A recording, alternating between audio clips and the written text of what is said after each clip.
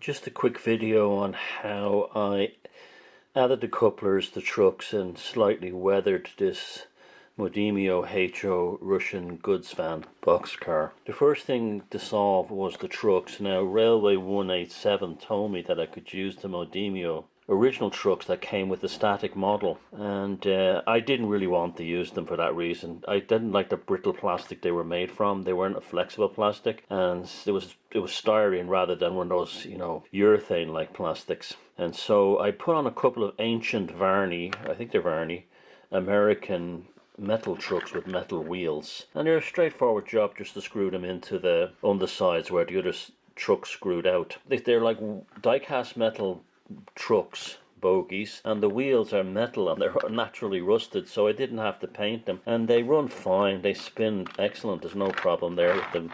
With the they're a bit of light engineering oil on the pinpoint axles, and we were fine. I just weathered it with thinned down Army Painter dark wood speed paint with the excellent Tamiya X20 acrylic thinner and a gentle wash. I didn't go nuts. I just wanted to take the plasticiness, plastic is there such a word, off the look, and it did a great job. I have to say, I'm delighted with how that came out. There's just the beauty again of using speed paints, contrast paints, is they don't cover up the lettering. The lettering remains, but you get a decent level of weathering to bring out the planks. Here and there I didn't go nuts. You see on the roof I didn't go bonkers, and you can see it really popped out the details and took the plastic look off it.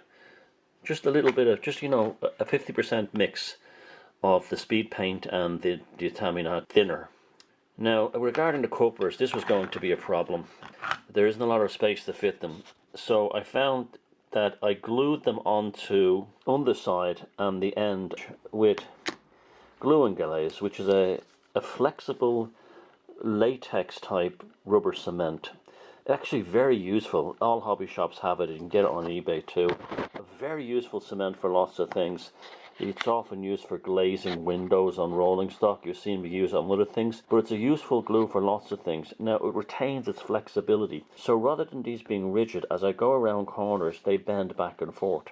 So you could probably use glue and glaze, or you could probably use some kind of silicone rubber, and you could probably use maybe even the masking fluid that watercolor artists use that they can buy in art shops. It's a rubbery product. Maybe even Copydex rubber cement might even work. Finished in the shininess isn't there because I painted over some of the glue that spilled with gloss paint, and then I put a strip of plastic card just to tidy it up, so you're not looking at a coupler held on with a blob of glue. Just sits on top of the coupler, and I painted it black. Okay, it's not, engineering, it's not, high end, but it does the job. It's hidden. You've got a coupler that couples up with other HO stock. Protrude too far. You don't have to go to all the trouble of drilling and tapping the metal undercarriage of the model. And you're on the layout, you're running, and you saw in the previous short video, it does the business. So there's lots of ways to do things in this hobby, and that's one of them.